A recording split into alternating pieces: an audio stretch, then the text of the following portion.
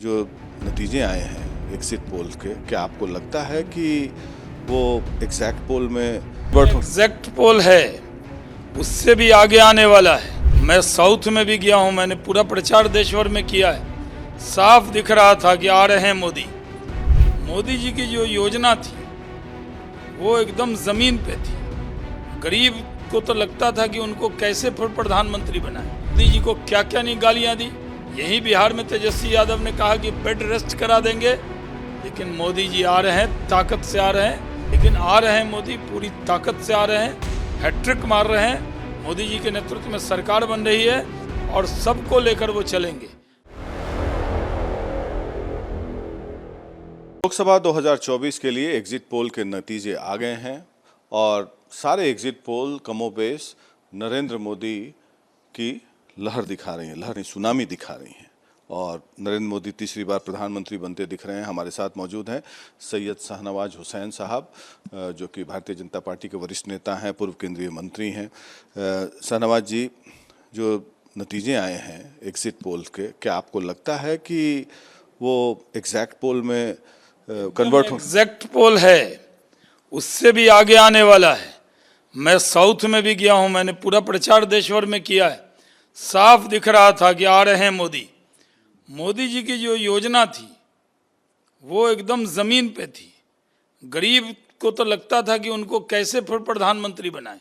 गरीब तो इनके जो विपक्ष के इंडिया अलायंस के हल्ले से डर गया था। उसको लगा इतना अच्छा नेता हम खोज नहीं सकते, तो उन्होंने जमकर वोट किया है। महिलाओं ने जमकर वोट किया है। जो 80 करोड़ लोग जिनको अनाज मिल रहा है, जो करोड़ों लोग हैं जिनको आयुष्मान भारत का कार्ड मिला है, उन लोगों को लगता था कि जैसे घर का बेटा चुनाव लड़ रहा है। इस तरह से साथ दे रहे थे, इसलिए पूरा हंगामा मचाया गया। इंडिया अलायंस के लोगों ने पूरे चुनाव के दौरान मोदी जी को क्या क्या नहीं गालियां दी। यही बिहार में तेजस्वी यादव ने कहा कि बेड रेस्ट करा देंगे, लेकिन मोदी जी आ रहे हैं, ताकत से आ रहे हैं। और जो इंडिया अलायंस के लोग हैं उन्होंने एक फेस सेविंग के लिए बैठक कर ली। बैठक करके अपने दुख दर्द बांट लिए हैं और एक फर्जी आंकड़ा 295 का उन्होंने एक फेंकने का काम किया, क्योंकि उन्हें मालूम था कि एग्जिट पोल के जब आएंगे तो इनका आंकड़ा क्या होगा। तो उन्होंने फर्जी आंकड़ा दिया है। 298 बोल देते, 297 बोल देते। बोलने का क्या जा रहा है। लेकिन आ रहे हैं मोदी, पूरी ताकत से आ रहे हैं, हैट्रिक मार रहे हैं। मोदी जी के नेतृत्व में सरकार बन रही है और सबको लेकर वो चलेंगे। जिन्होंने वोट दिया है उसकी भी चिंता करेंगे और जिन्होंने नहीं दिया है उसकी भी चिंता करेंगे, क्योंकि वो देश की चिंता करते हैं, देश के 140 करोड़ नागरिक की चिंता करते हैं। बिहार के संदर्भ में बात कर लें कि पिछले बार 40 में 39 सीटें आई थी। इस बार क्या लगता है, मोदी और नीतीश कुमार की जोड़ी जो है लीथल कॉम्बिनेशन है, दोनों ने वेलफेयर स्कीम्स काफ़ी लागू की हैं बिहार में और केंद्र स्तर पर, तो उसका लाभ मिलेगा आपको? एकदम 40 की 40 आएगी, बड़े मार्जिन से सीटें निकलेंगी। बिहार में पॉलिटिकल स्टेट है, यहाँ लोग राजनीति टॉप प्रायोरिटी पे रहता है। यहाँ के बच्चे या तो नेता बनना चाहते हैं या आईएएस बनना चाहते हैं। तो यहाँ पॉलिटिक्स को लोग समझते हैं।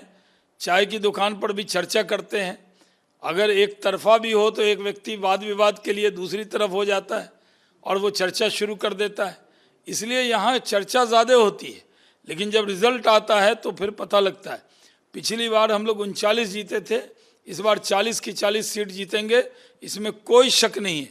क्योंकि नीतीश कुमार जी और बीजेपी का जो गठबंधन हुआ, साथ में कुशवाहा जी, मांझी जी आए, तो एक चिराग पासवान की पार्टी आई, तो एक बढ़िया कॉम्बिनेशन के साथ भी हम चुनाव लड़े।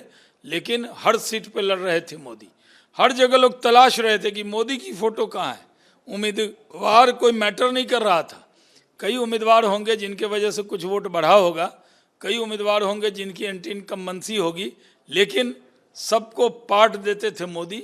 सबको कहते थे हम मोदी को वोट देने जा रहे हैं। मैंने ये चुनाव में अनुभव किया कि सबके लिए मोदी शील्ड का काम कर रहे थे, एक प्रोटेक्टर का काम कर रहे थे, और जो एंटी इनकम्बेंसी भी था उनके लिए मोदी वोट दिला रहे थे, क्योंकि चाहे वो आपके गठबंधन के जो दल हो चाहे कोई।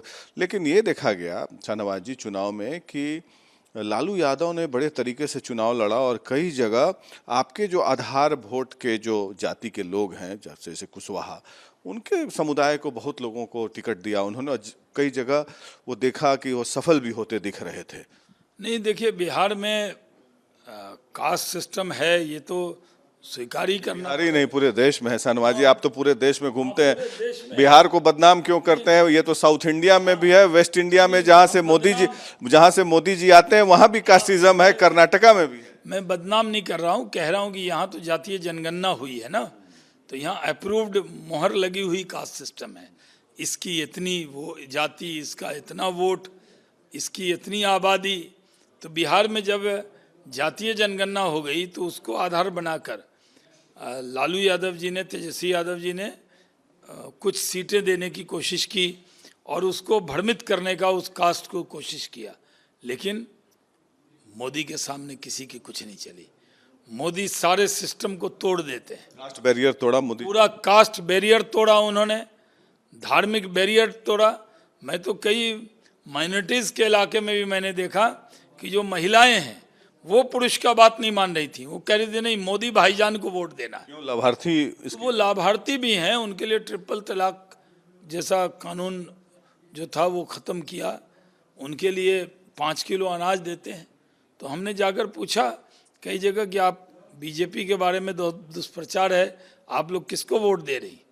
तो उन्होंने कहा जो हमारे बच्चों का ख्याल रख रहा है, जो हमें दवा दे रहा है, कोरोना का टीका दे रहा है, आयुष्मान भारत का 5 लाख का कार्ड दे रहा है और बच्चे के लिए अनाज दे रहा है 5 किलो पर व्यक्ति, तो उसको हम इतना अन्याय नहीं कर सकते, उसको नहीं छोड़ सकते। चलते चलते एक बात कर लेते हैं। मोदी जी हमेशा एक, और राजनाथ जी का मैं इंटरव्यू कर रहा था तो उन्होंने कहा कि यूसीसी अब लागू करके रहेंगे, आपका क्या मत है? देखिए, यूसीसी के बारे में लोग ये समझते हैं कि कोई हिंदू कोड बिल थोप दिया जाएगा, ये गलत दुष्प्रचार है। यूनिफॉर्म सिविल कोड होना चाहिए तो पहले ही कहा गया।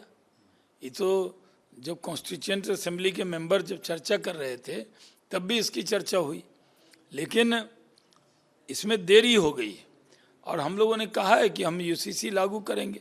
ये तो मैरिज रिफॉर्म ही है ना, कोई रिचुअल में थोड़ी कि जो दफनाया जा रहा है उसके बाद जलाया जाएगा, कोई आपको बहुसंख्यक समाज की कोई पूजा पद्धति आप पर थोप दी जाएगी, ऐसा कुछ नहीं है। आप अगर क्रिमिनल कोड मानते हो, उसमें इस्लामिक कानून कहाँ मानते हैं? उसमें आप क्रिमिनल कोड मानते हो पूरा, और जो मैरिज का है रिफॉर्म वही तो है कि 4 शादी नहीं कर सकते, तो यही कहा है। आजकल तो ऐसे भी 4 शादियां नहीं कर रहे लोग, महंगा है। आज का कहने का मतलब जब इंडियन पेनल कोड को मानते हैं तो यूसीसी को भी मानना चाहिए। हाँ, जो आप इंडियन पेनल कोड जो अभी जो बना है सीआरपीसी, हाँ सीआरपीसी, तो आप सब मान रहे हैं, भारत का कानून मानिए, सबके लिए कानून बराबर है, सब बराबरी मिलेगा। इसलिए तो मैं कहता हूँ कि भारत में संविधान ने सबको बराबर का अधिकार दिया है, तो कानून भी सबके लिए बराबर होना चाहिए, यही तो मोदी जी ने कहा है।